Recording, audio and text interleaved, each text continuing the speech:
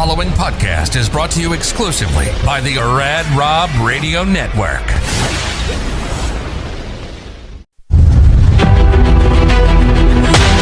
Imagine a place where mental health, resilience, sports, and the power to never give up all come together.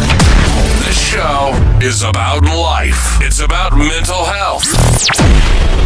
It's about bouncing back stronger than ever. This is Reset and Rise to the Unbreakable with Amanda Moore.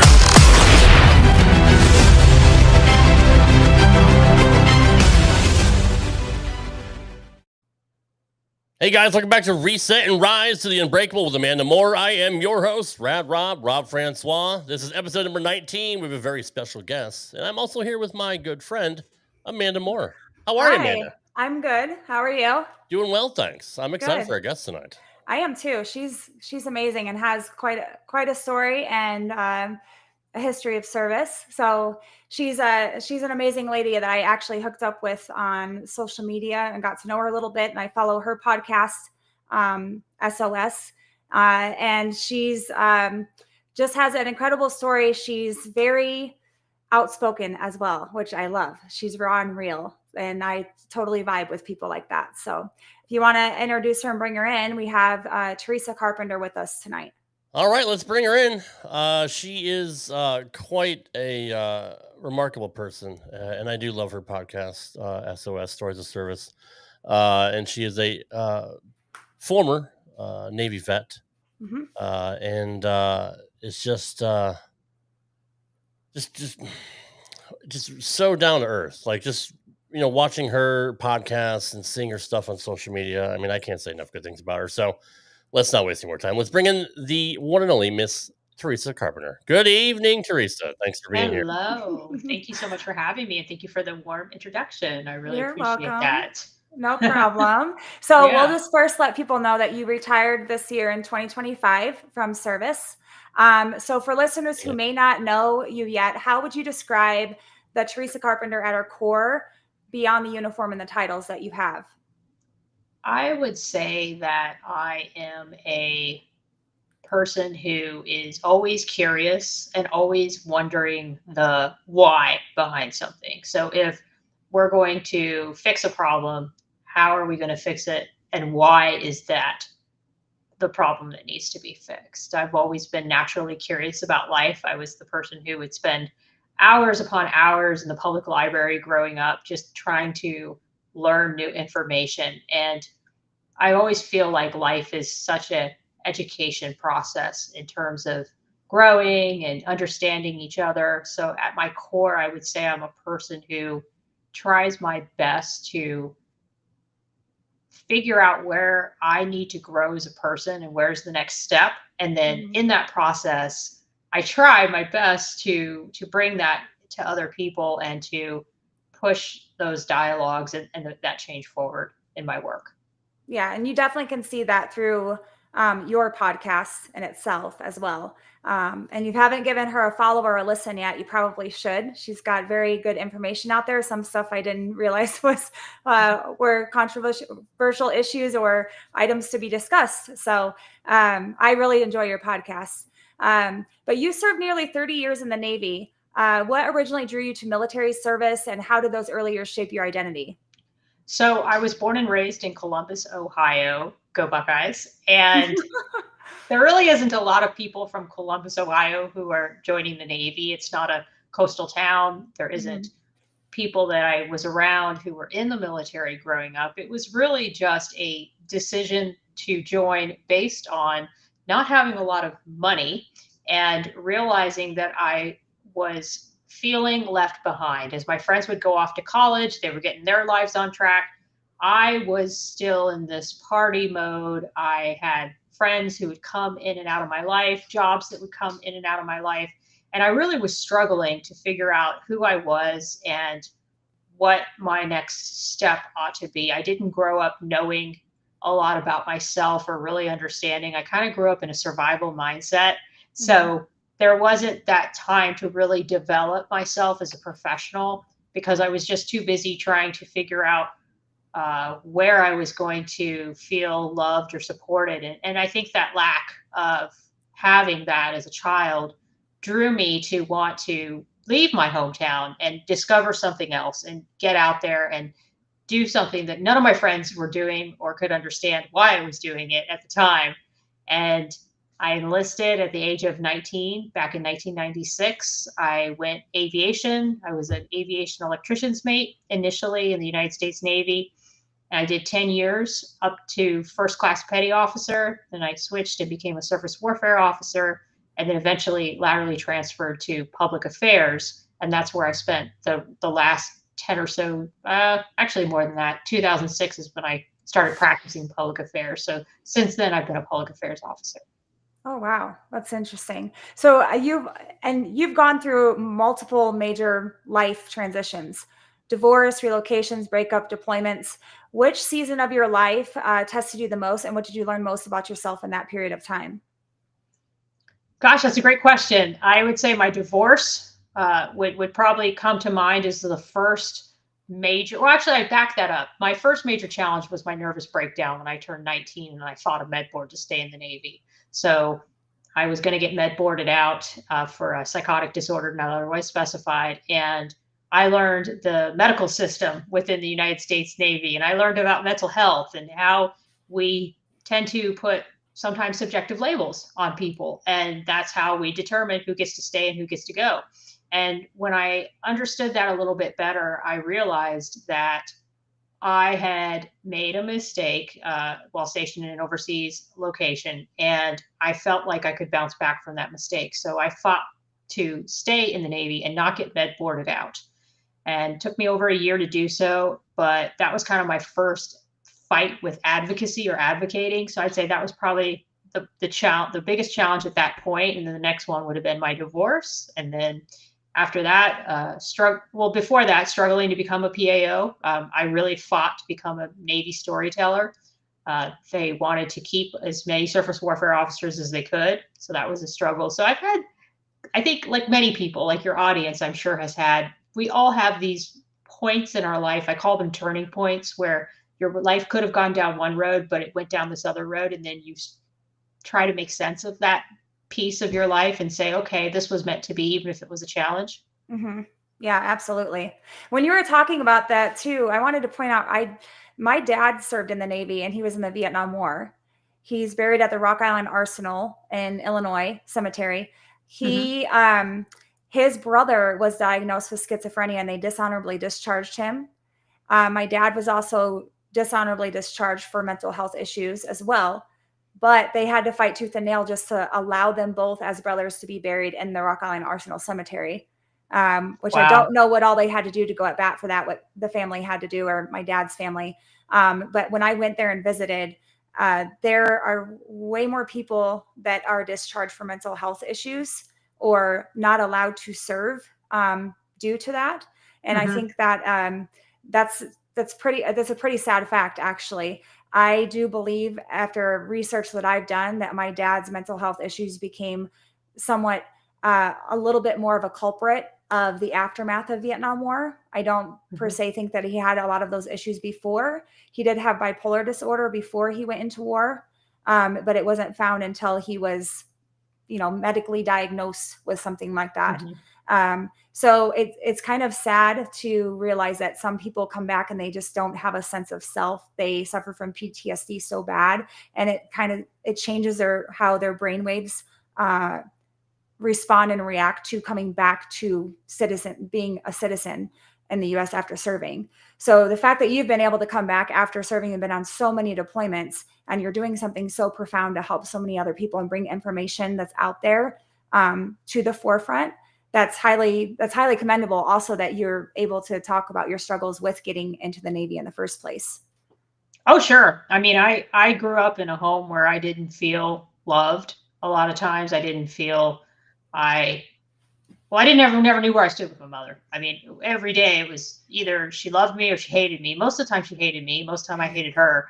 But it was one of those things where I was pretty lost when I came in. And then I would play out this same pattern with my mother, with other, mostly females, with other women. And it became such a bad pattern that I didn't get diagnosed with complex trauma PTSD until I was at my last duty station before this one. And I was fortunate enough to be stationed in London, where they recognize CPTSD. They don't recognize it here in the States. It's not part of the DSM. And it's a much more accurate representation, I believe, of what people struggle with, whether that's in combat or not in combat, which is a series of traumatic incidences instead of just one thing. Mhm. And really, how there's really no cure for PTSD. It's not like it's something that you just have once and then you never deal with again. You just you understand going forward what your triggers are. You recognize patterns better, and you build boundaries. Yeah. And that's what I had to learn to do. But it's really unfortunate that there isn't more help for people from, I think, a community standpoint. I think we're doing really good when it comes to mental health counseling and therapy and drugs, but I don't think we're doing as good a job with creating healthy working environments or creating healthy spaces and recognizing when people are unhealthy.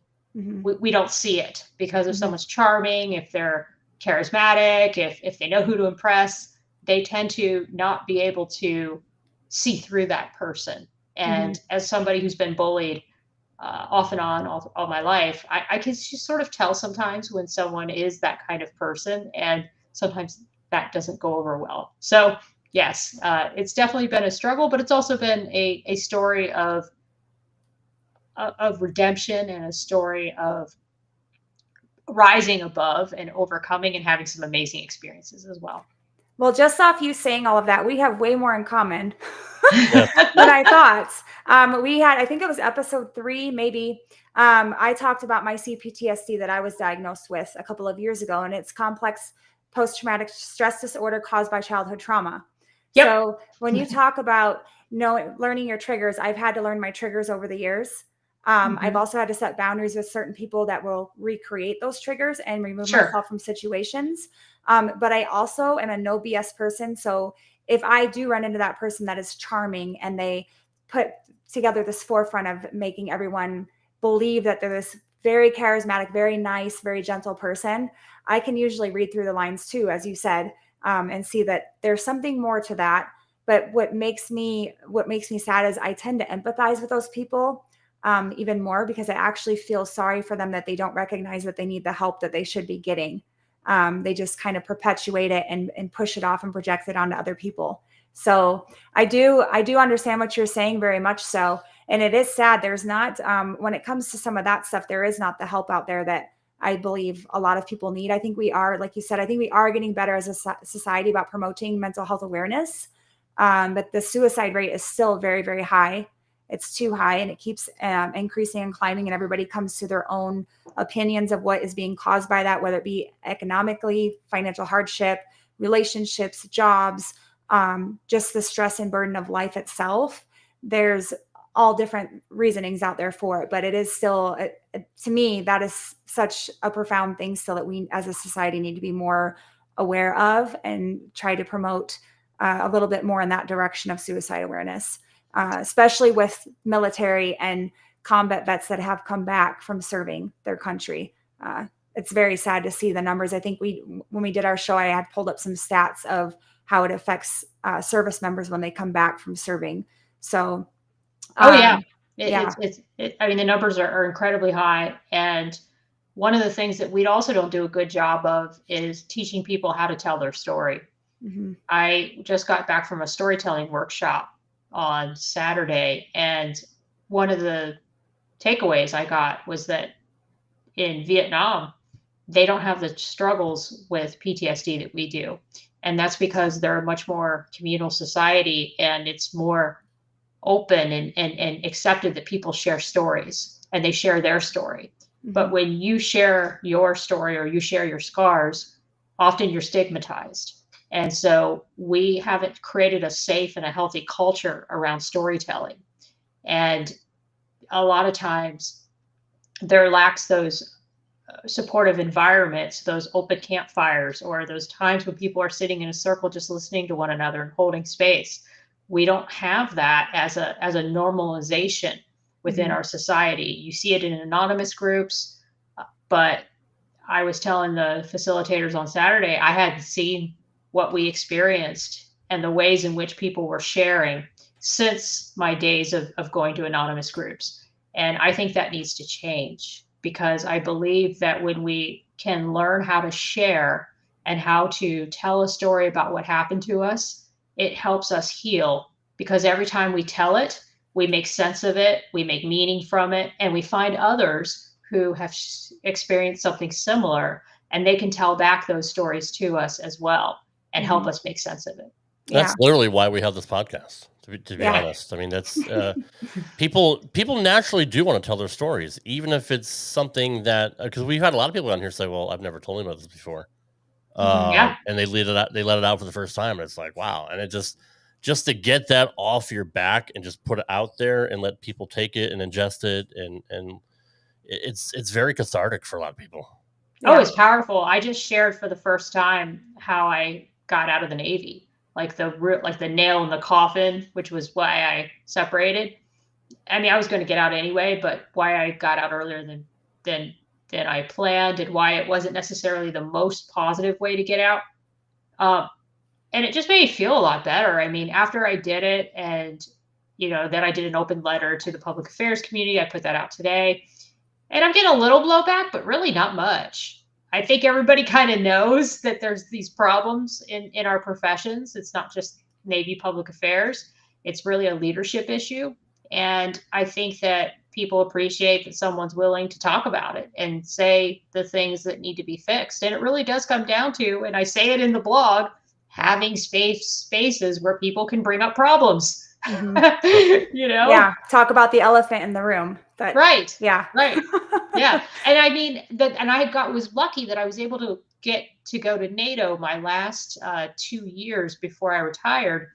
And at NATO, I had this amazing Greek surface warfare officer, and he gave us space to bring up problems. We would have meetings where people could air their frustrations, and it would get a little spicy, but we could also leave it behind and then move on and just do the mission. And having experienced that, and then comparing that to the way my designator dealt with problems, it was just night and day. And so that's how I knew that, which I knew anyway. But that was kind of like being able to see the difference between a healthy environment and a not so healthy environment. Yeah. Well, you separated from your spouse and almost immediately deployed. What emotional toll did that take, and how did you cope while still leading and performing at a high level?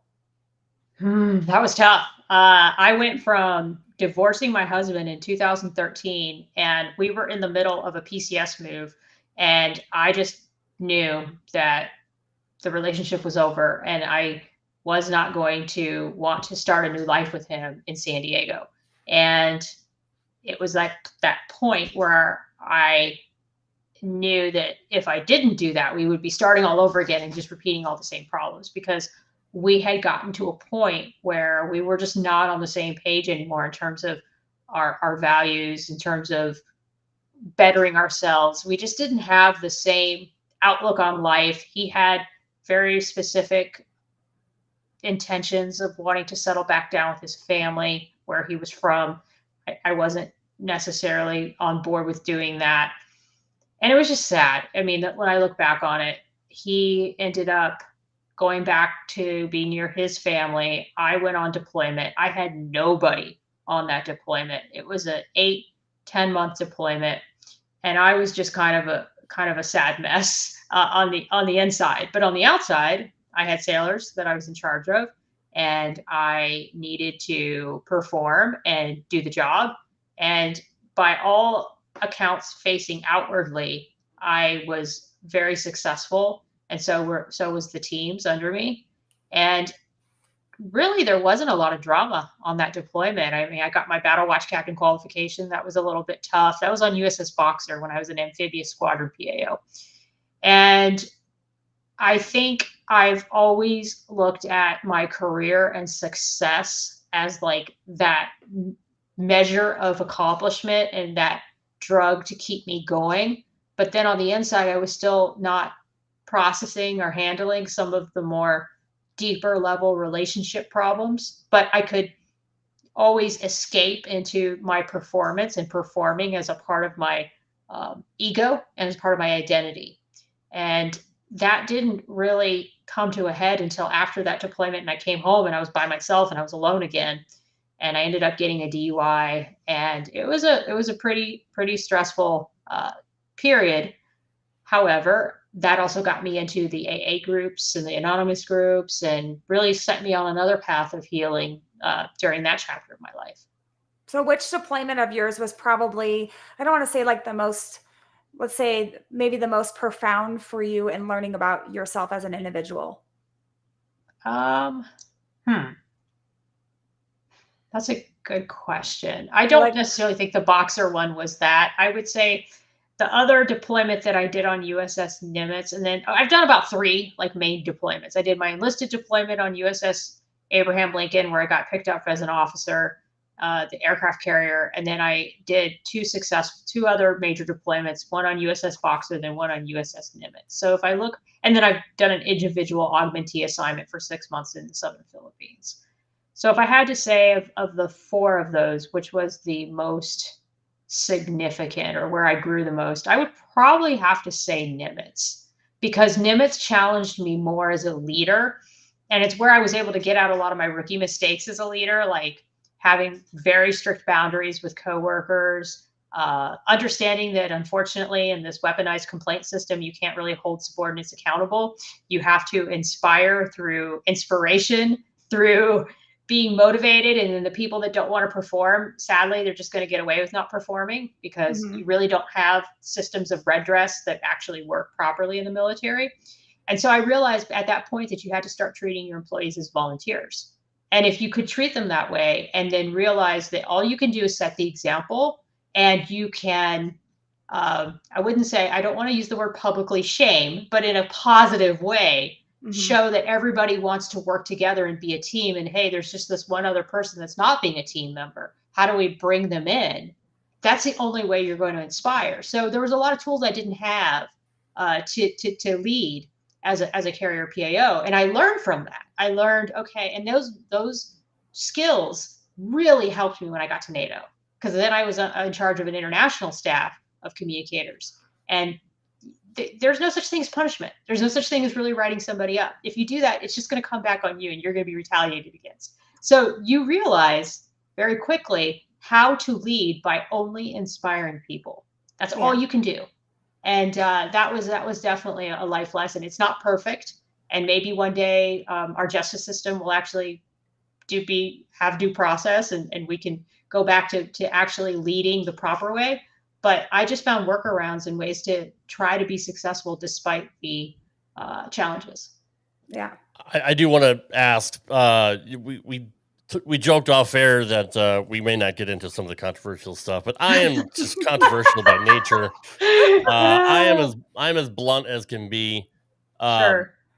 What changed, or not say what changed, well, we kind of know what changed, but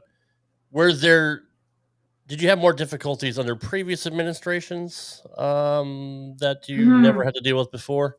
How much did things change with the Obama and Biden years? So I loved everything at first because it benefited me. I'm a woman. Right. I got to go to conferences that were paid for, and I saw that like everybody was celebrating women, and I'm like, hell yeah, let's go. Let's all celebrate. I mean, I was all about it. Right. But then I realized, like, over time, that it creates division and it creates favoritism. And it just went too far. Like, I don't think there's anything wrong with, in fact, there's nothing wrong with being inclusive, but you can't be inclusive at the expense of merit.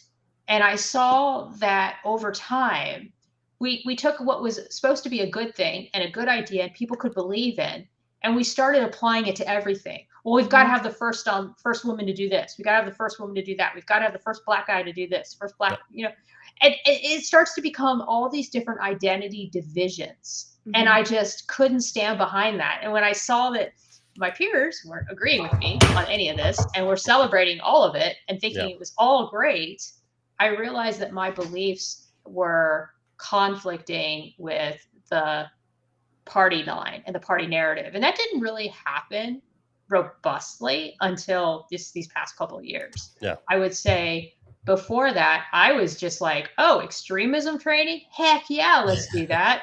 I mean, I was all about it. Yeah. And I think that's why I get so much crap too, is because people see the old me and see that my beliefs evolved and they don't understand why. In fact, one of my future shows is I'm going to have on somebody in academia who has seen this Marxism / DEI ideology be forced upon in academia. Oh, absolutely. It's all over the institutions. It's all over the colleges. It's horrible. It really is. It's out of control. It's not healthy. And it comes from a very, very dangerous historical precedent of really giving up your empowerment and giving up your identity to be subservient to the government and creating an oppressed versus an oppressor mindset where now you are always oppressed and there's always an oppressor. Instead of saying, I'm in charge of my own decisions and I will rise up and not be a victim and figure out for myself how to fix my own problems. You don't need anybody else to fix your problems. You need to rely on you, and you need to meet anyone who's helping you halfway and do your part to fix the problem. And I think that what we've done with this whole DEI thing is we've taken away that responsibility from the individual. And we've said, no, you were discriminated against because you're Black. You were discriminated against because you're a woman. And I think sometimes, now I'm not saying racism doesn't exist or sexism doesn't exist, because it does. But I think in a lot of these cases, if you peel back the onion, you're dealing with maybe two people that had a personality conflict. You're dealing with somebody who might be a difficult person, who might be what are they saying? A non-agreeable personality. And sometimes that's what the issue is. But because we've created protected classes, there's lawsuits and there's money and there's all these other things. So that's in a nutshell what I've seen. And I think that I'm very happy that the new administration has a different opinion on that, but I still am not fully happy with the things that they said they were going to fix or reform, and we're still not seeing signs of that. Yeah. Yeah. No progression forward. No. There was a lot of talk about fixing things. And they say you talk out both sides of your mouth, but nothing still gets done. I don't see the fixes or the changes, especially when it comes to military justice, that I thought we would see at the 11-month mark. Yeah. So I'm a little bit disappointed. I don't regret supporting this new administration or going to DC and advocating for Pete Hegseth or everything that I did within the Department of Defense, but I am a little disappointed, and I would tell them to their face if they were standing right next to me that there hasn't been more momentum. Maybe there's more going on behind the scenes than what we realized, but I honestly think that's the case, especially with the DOJ and the FBI. A lot of promises were made but haven't been kept. Cash isn't living up to his word. Pam Bondi wasn't living up to her word. Bongino the same. I honestly think they didn't know truly what they were getting into. Like it goes so far deep down the rabbit hole. I do. I think so too. There's obviously ominous forces that are, have been working since the World War I. I mean, it's literally been 70 or 80 years that, we don't have to go too deep into that, but sure. we don't have the control we thought we had. Right. And I think there's a lot of malicious compliance that goes on in these institutions, and they're, working from the inside to block any positive momentum that these people wanted to have. I'm sensing that just won't happen. And so instead, I mean, when you've got senators telling military members not to obey lawful orders, like, why would you even have to say something so stupid? Obviously, you said that to incite some kind of mutiny from within. And then now DOD or DOW, rather, Department of War, has to do an investigation on it. And it's just so sad. This is not what we should be focusing on. It's a gross waste of resources, for sure. It totally is. So, But at the end of the day, you can only control what you can control. So in my little, That's like fair. you guys, in our little pieces of real estate on the internet, Yeah. all we do is spread positivity and encourage polite and respectful dialogue, and hope that people within themselves can heal and become Yeah. better. That's a great Yeah. answer, and Yeah. obviously that comes from your years of experience with public affairs and knowing what to say and what not to say and how to spin things. I'm sure it's a talent you acquired, and I'm sure there were some things that probably didn't make your job that easy the last several years, but No. yeah, it's Yeah. Yeah, because unfortunate. you've served in You've combat seen it zones all. in Yeah, NATO and multiple commands. yeah. Right. Um, Right. I and have. all through leadership. So I'm sure with the leadership, you have all the successes, but I was going to ask you, what are some of the hard moments rather than successes that you've experienced with all of those things entailed that you've served in? I would say the hardest is when you know that the people around you don't have your back. When you know you can't Yeah. trust your boss, and you know that they don't understand you, they don't get you. I had a XO on USS Nimitz who, anytime I would say something to him, he would just have this blank expression and he would just look right through me. And I could just tell he just thought I was useless to him. Like, did not think that I was a good storyteller, didn't think I was a good writer, didn't anything I would submit to him, he would just tear up. He would Nothing was good enough for him. And then as soon as he got some complaints about my leadership, he immediately just took their side, tried writing me up. And after he wrote me up, I had answers for every single thing he wrote me up for. And he didn't like that, because then it had to make him like take a side or figure out what to do. And so he's like, just take the letter of instruction as written. And I'm like, okay, but there's reasons why I was trying to do all these things to hold my team accountable for things. And so then I just dropped my standards, and everybody told me that the morale got so much better. And I was like, this is really what the military is about? Like, it blew my mind. And I realized after that, but then I went out and I assessed other aircraft carriers. And I was like, oh my gosh, no one's making everybody do this many products a day. Nobody is having everybody give out this many deliverables. I mean, I had a tracker when I first became in charge as a department head, and I thought that this was like the way to lead, is to get everybody reps and sets. They'll get better at taking more pictures and doing more stories and doing more videos. No one cares. No.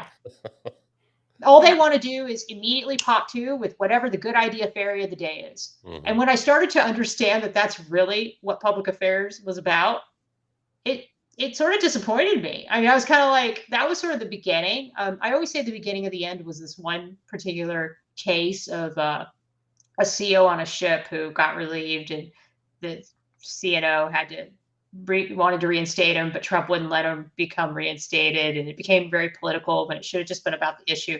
But I would say even back before that, I started to kind of see that the military is an amazing place, but there are so many challenges when it comes to properly leading.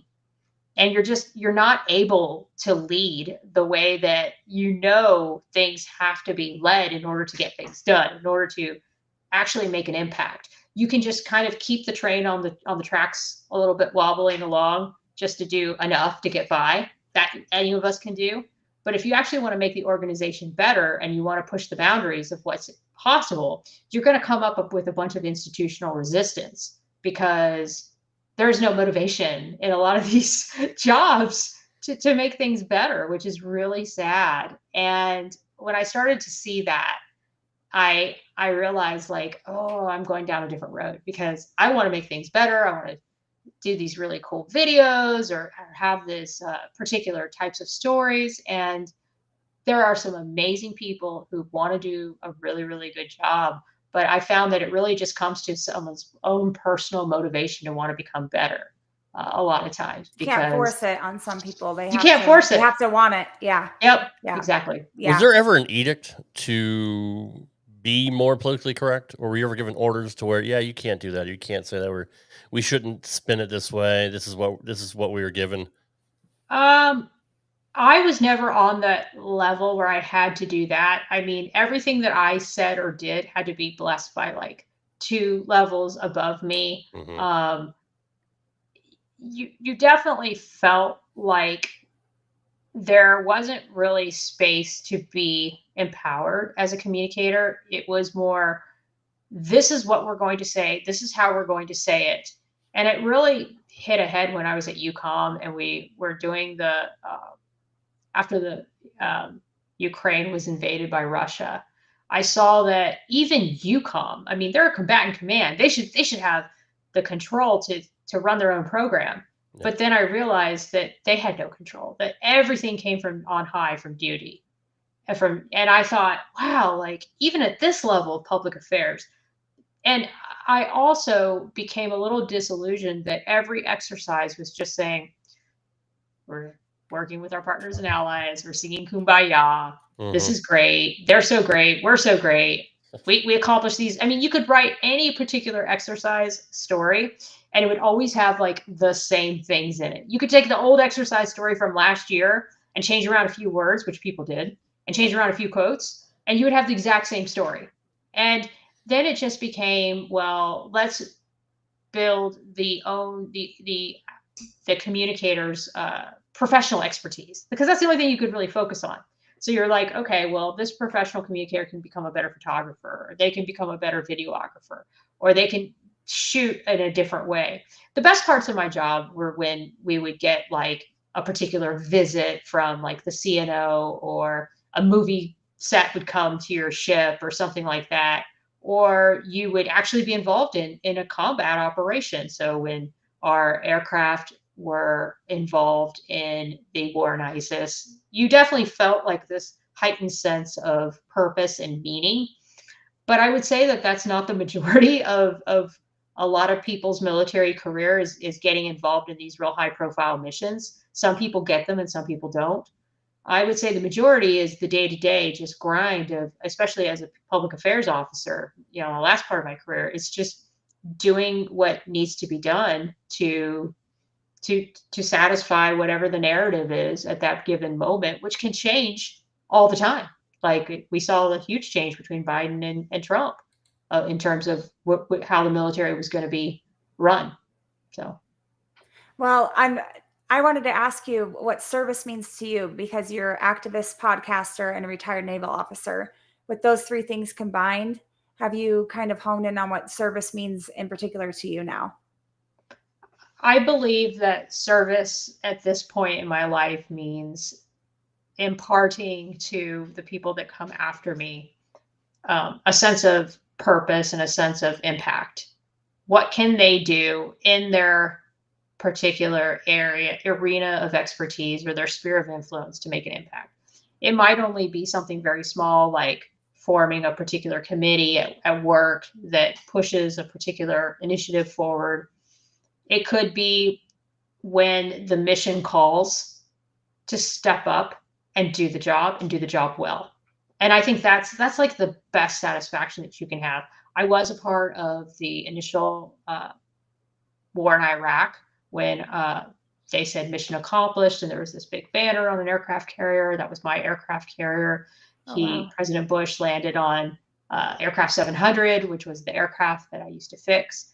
So I have been in places where really important things have happened. I was a part of the Southern Philippines mission where there was a terrorist group called Abu Sayyaf, and our special operations forces were working hand in hand with the armed forces of the Philippines to eradicate that particular terrorist group.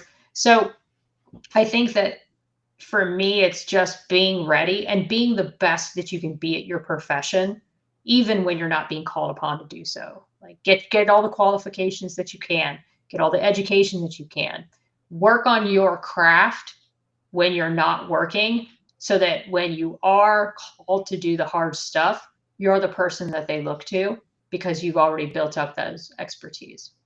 Yeah. So is there any part of your journey throughout your 30 years, 29 years of naval service that you felt you were just surviving? You were just going through the motions? Yeah. Absolutely. I mean, there have been some really hard moments where I felt completely alone. I can remember when I was an E5 in my work center, and I was being bullied really badly by a few people in the work center. And all it takes is like people who are in the leadership position to not think highly of you, and that permeates to the rest of the herd. And being able to figure out a workaround and fight back was something that I honed from as a child when my mother would do the same things to me. And so in this case, I started working with my tech rep, and him and I became very good friends, and he would call me out to go work with him on particular aircraft discrepancies. And it gave me a break from the stress that I was facing in that working environment. But I really do want to point out that I always say this too. Half my working environments have been amazing. The other half have been shit. And that's, you know what I mean? Like life, Yeah. and that's life. That's Like, life. Yeah. I don't think a lot of people talk about that. Like a lot of people that you have on a podcast or that you see on in social media, especially like the quote unquote military influencers, they just want to tell you how great everything is. They want to show you all these polished photos. They don't want to show you any of the bad. But there is bad, and there is really, really good too. And I hold space for both. And even in my content, you'll see like military justice, military justice, military justice. Oh, dog guy who's dog trainer. So wonderful, inspirational. Like if you look at my titles there, and that is by design, because I don't want to be in any space that isn't authentic and real. And when we're real, we realize that we have to hold space for when things are shit, and we have to hold space when things are just freaking great. And that's what life is. Yeah. That's one of the reasons I wanted you to come on the podcast, because you are real and authentic. And that's that's how I try to genuinely come across as well to people. And I really vibe with people that are like that. I love the real, raw, genuine type people that are no bullshit and they'll tell it how it is, but they also still hold some kind of empathy for some people in some aspects, but they're not going to sugarcoat things. No. I always say the only thing that should be sugarcoated is candy and donuts. Yeah. Well, So, and I mean, I don't really want to see all the fake stuff on social media or in person. I don't want to know a person that doesn't have any problems. They don't really interest me, because I feel everybody like has problems. everyone has problems. Yeah. And sure. I think that when we talk about our problems, we're being real with people and we're being honest with one another. And those are the people that I'm most drawn to. Yeah. So in lieu of us talking about that subject, someone that might be listening today or later on, and they are going through their own adversity, like feeling lost or broken or overwhelmed, what piece of advice or message would you want them to walk away with from this podcast with you? I would say you're never alone. Even if you think you're alone, you're not. There's somebody else out there who is suffering just as much from the same issues, and you just don't happen to know them. I say find someone who is also suffering. I know that's probably not what other people will say. Oh, go find a really positive mentor. You know, when you're in the dumps and when you barely want to wake up the next day, those kind of people aren't going to inspire you. The person that inspired me when I was in one of my lowest points was a girl in her early 20s who was just as lonely and pathetic as I was during that period. And she knows who she is. She's since gotten married and has a kid now, and she's living her best life, but she was in a crappy position. And we met on a codependency support group on Facebook. And we both so happened to live in San Diego. And I hung out with her all the time for probably 4 or 5 months. Went over to her house, she come over to my house. And I'll tell you, that helped me. That helped me, having that companionship and having somebody there who was also suffering. So that's why I'm a real huge fan of support groups, because if you don't think that you have anyone else to commiserate with, and I don't think that this should be like this thing where this person drags you down and you get dragged down deeper and blah, and blah, you blah. enable them to keep being drugged down. Yeah. That's not really the kind of friendship I had with her. It was more like we were both trying to figure out how to get out of this and how to get from under it. But we were both just in a really bad place. And she was like the only one who would talk to me during that time, because I was just so pathetic. And I was going to be a drain on anybody else. I mean, it was bad. This is right around when I got back from a deployment after my divorce. And I couldn't even go to like one of my girlfriend's weddings because I was alone. I was by myself. And to this day, I feel bad about the fact that I didn't go to her wedding because she wanted me there. But I said, so and so, I'm just not in a good place. And I just can't see something like that right now just because it just wasn't going to be good for my headspace. But I realized too that everybody has those periods of life. I just talked to somebody the other day that told me they were going through a really rough patch. And as I was talking to them, it made me remember my own times where I was in that place. Yeah. I personally know somebody like that as well, that there's a little bit of hoping that they, at some point, something clicks and they snap out of it and something changes and they evolve or go back to who they used to be or venture into somebody new that is a little bit more educated on being self-aware with who they are.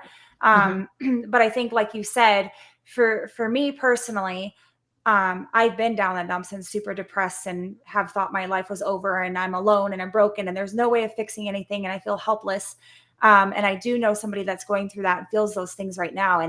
And I think, like you said, the worst thing to do is be that overly bubbly, positive person and everything's great and everything's wonderful. Yeah. They want you to be able to empathize with them. So for me, when I do talk to this person or talk to people like that and try to be at their level, the biggest thing I always tell them is, I don't know exactly what you're thinking or feeling or experiencing, but I can grasp at how you might be feeling because I've been there before with that particular feeling. I'm not experiencing it at the same level or in the same ways that you are, but I know how it feels to feel depressed and sad and alone and broken. So I think when you're able to empathize with somebody else and show compassion, they're going to be more willing to listen to you and take your advice or follow your guidance than somebody that is trying to promote just positive, like a positive outlook all the way surface. You want to be able to relate to somebody. So people are willing to change when they can relate to somebody and make a change in their life. So completely agree with what you're saying as well. I've had people, for me, when I was going through a deep depression, everybody sees this smiling, bubbly, put on a face, a facade, pull it together, get through the day type person, but they don't know what happens behind closed doors. And I would have given anything at that point in my life to have somebody that just would have sat down and related to me and been real. Instead of the people that sat there and just promoted, it'll get better, everything will be fine, I know everything's going to be great. You don't want to hear that because you're so far in the dumps. And sometimes all you can do for people is just sit there and listen.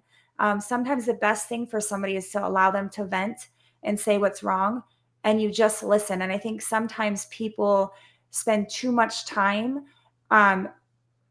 They spend more time listening to respond to people and rebuke than they do listening to try to understand that person. So I've always said, and I think I just posted it in our Reset and Rise Facebook private page. I said yesterday, I said something like, if somebody comes to vent to you or talk to you, please take the time to listen because you might be all they have that day. And that's true. That is very true. So true. Very true. That's so true. Yeah. So anyways, Teresa, I really appreciate you being on the show.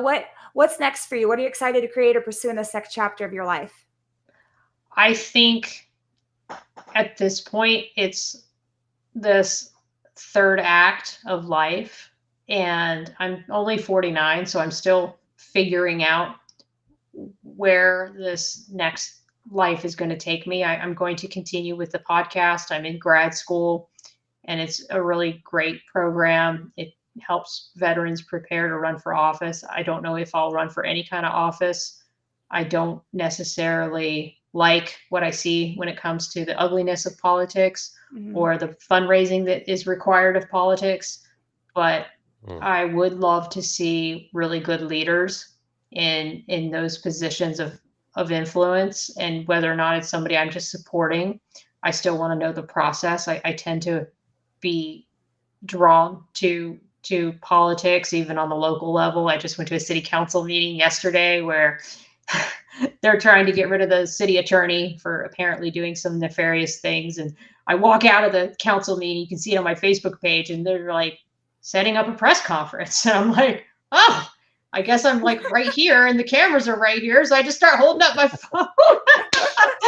I mean, I had no idea really what the issue was or what they were talking about. I later like researched a little bit, and apparently the attorney's profiting off contracts that he's recommending to the council. And then the council was supposed to show up and talk about it. And two of them just said, we're not going to show up.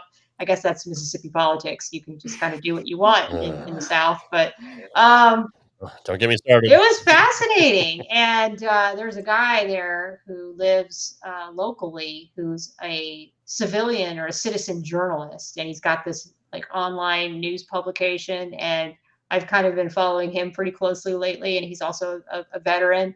And that's been kind of cool. So I think I'm kind of spicy. I kind of like, that's the thing. Like, I kind of like the fight a little bit. And so I have to be very careful not to make it personal. Like, I like it in a good way, like in a Pierce Morgan kind of way. Like, if you ever watch Pierce Morgan, he has panelists from different, and he's having fun. And his guests know that they're there to debate and they're having fun. And that's the kind of thing that I want to create one day, because I feel like we can have fun and still disagree. Yeah. For sure. Yeah. So I think going forward, that would be something I'd love to do, is do some more like debate style shows. But unfortunately, people just personally attack me. Like, I had a guy write me today. I'm thinking about putting up his message to me, because he put it out to the Facebook group too, where he personally attacked me and then said he would debate me anytime on my show. And after he called me stupid. And I'm like, no, I will not have you on my show, because you obviously don't know how to talk to human beings in a polite way. So until you learn how to do that, then guess what? You're not coming on my podcast. But one day, maybe that's what I'll do, is I'll do a post where I have a video and I point to his post and I say, this is the kind of people I will not debate online. But if you want to come and have a polite and respectful conversation with me, where I respect you and you respect me, let's debate. Let's have a conversation about it. So I think going forward, that'd be something I'd really, really love to do. I think it'd be fun.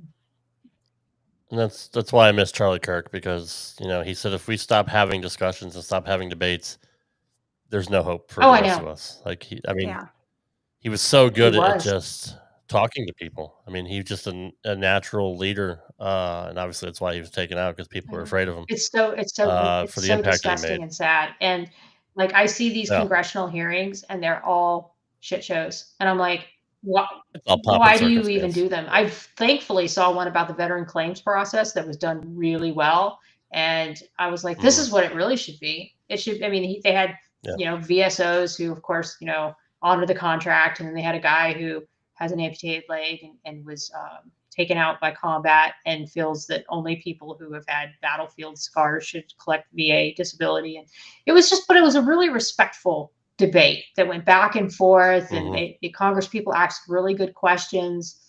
And I know it can be done. I just don't know why it doesn't get done in a lot of these other forms, especially when it comes to Pete Hegseth. Like, nothing is going to be polite when it comes to that guy. And that's really sad. It's terrible. Oh my God. I do a post on him and I swear to God, like, that's where I get the majority of my blocks from. I just start blocking people. I'm like, if you're going to leave stupid stuff on my page and you're going to be disrespectful, you can go be disrespectful on your page and insult me, but you're not going to insult me on my real estate. You're in charge of your own decisions. Yes. So. That's right. Yeah, I mean, I blocked somebody today, another troll that just routinely would insult me, and it wouldn't be in good faith on LinkedIn. And I said, you know what? I don't owe him a response. I owe him a block. And that's what I did. Nice. Well, we know you got to get going because you have your own podcast to do. I do. I really appreciate the time that you took to be on our podcast and share your story. And you are one remarkable woman that has been through quite a bunch. And I foresee you doing more, great things, especially for not just your community, but for society as a whole. So thanks for being on the show. We really appreciate it. Well, thank you, Rob. Thank you, Amanda. I really appreciate being on here, and great conversation. Yeah. Thank you. Thank you so much. All right, you too. I'm just going to get off from this point, right? Do I just get off? Yeah, you're good. No problem. All right, guys. I'll talk to you later. Take care. Okay, bye. All right. Bye. I love it. I love it. I love this show so much. We just have so many cool Fascinating. people. You wouldn't normally think of too. I mean, well, the thing that's funny is when we were talking about guests on the show, as she said with her podcast too, like I've there's people that say, I don't have a story. And when she was talking about storytelling and teaching people how to tell her story, I've actually reached out to people that I think they have a story, and they're like, I don't have a story. Yes, you do.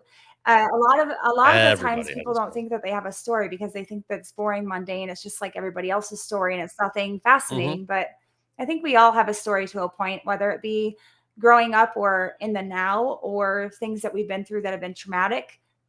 Everything in life changes us and makes us grow as a person. As long as you want to be somebody that is self-aware and wants to grow and takes the lessons from what we live through in life, then I think everybody has a story, to be honest with you. But she was fascinating. She was. You can definitely follow her podcast, Stories of Service, on Apple Podcast. She's got over 237 Yeah, episodes. a She's been doing while. this A quite a while. But while. So check her she out on releases Spotify a lot and more Apple. episodes than we do as well. She's always doing something. So she has a lot of Yeah. interesting people on there. So yeah, the Exposing Lies at NATO. I just watched that one the other day. So Mhm. anyways, but I wanted to wish everybody a happy Thanksgiving. I hope everybody has a great Thanksgiving and has good food and good family time and laughs and lots of love. Next week we have one of my favorite female bowlers of all time, Josie Barnes. I cannot wait to have her on the show. I met Josie. It's a crazy story. I don't know if I've told you this story, Rob. Josie Barnes I had don't put think up so. a post on Facebook 2 years ago. Almost, it'll be 3 years this spring. And she said, in need of a bowler. I had a bowler drop out. And I literally typed out, women's nationals. I didn't have anybody to bowl with that year. My team basically had just shifted the teams that they were forming. And so Mhm. I commented, hey, I live in Idaho. I'm looking to bowl nationals. I'd be willing. She messaged me within a half hour. I've never met her, never talked to her. I don't know if she looked me up on bowl.com and looked at my stats or what she did. But she messaged Yeah. me, and next thing I know, I'm signing up to get the jerseys to wear with them, making plans, paying her.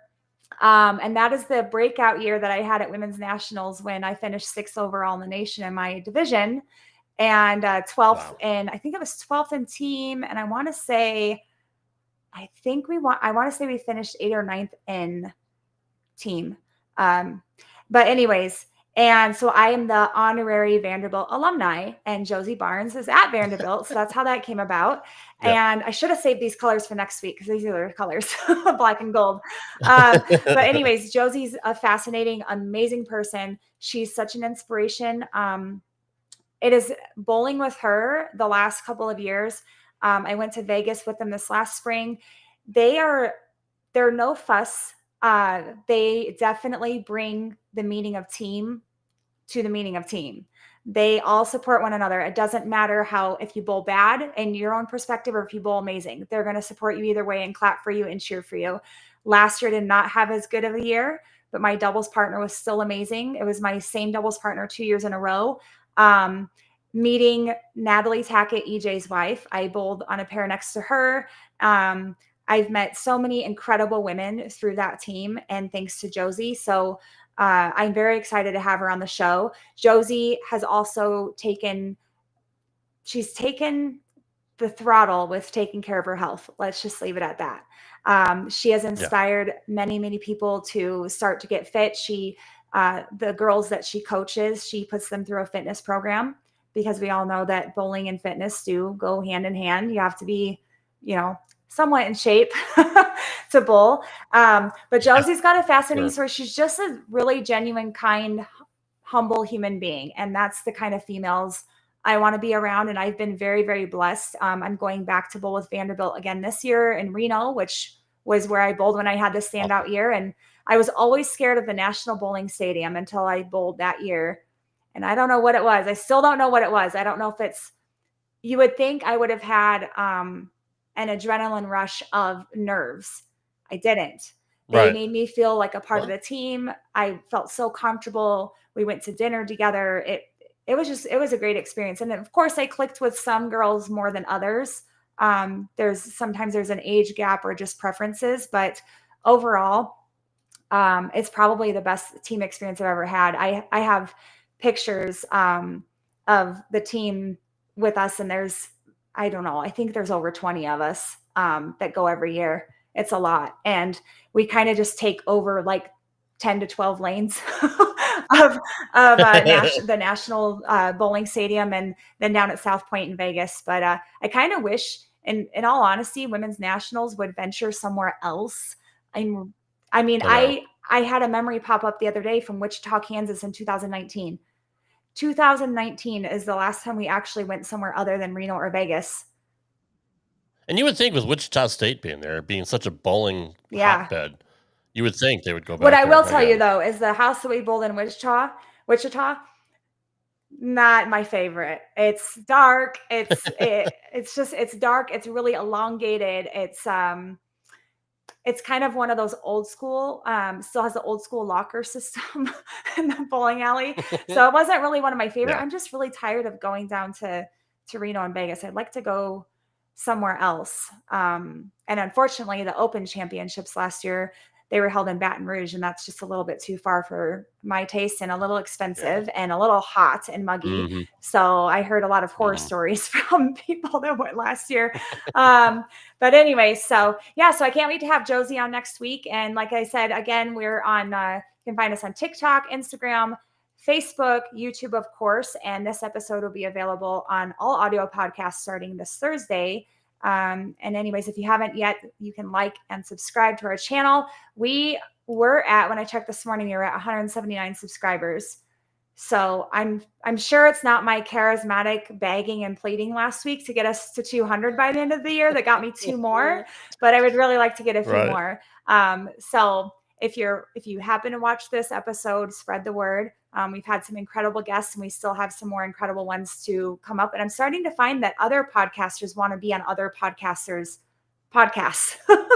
I've booked 2 more that have podcasts themselves. And so kind of weird how that works. It's different being the one that you asking questions, as opposed to having to answer questions. Like it's a total different like dichotomy. Like I'm used to hosting and asking questions all the time. It's a little awkward for me to go on somebody else's show and have to talk about myself, because I don't. Yeah. Well, when the day comes that I get asked to be on someone else's podcast other than Straight Up 5, then I will be like, I'm getting somewhere in life.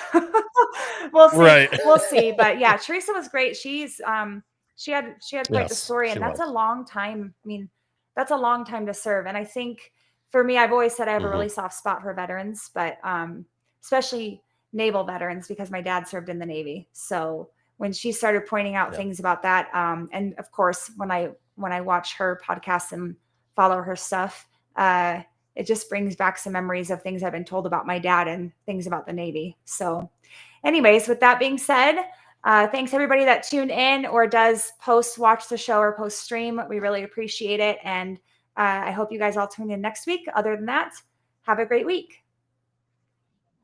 Thanks, guys. Appreciate your support. Happy Thanksgiving, everybody. Just happy Thanksgiving. I'm so tired of being PC. Don't be PC. If you celebrate it, fine. If you don't, no. Happy Thanksgiving. If you like it, you like it. If you don't, that's not my problem. We'll see you next week. Bye. Take care, guys.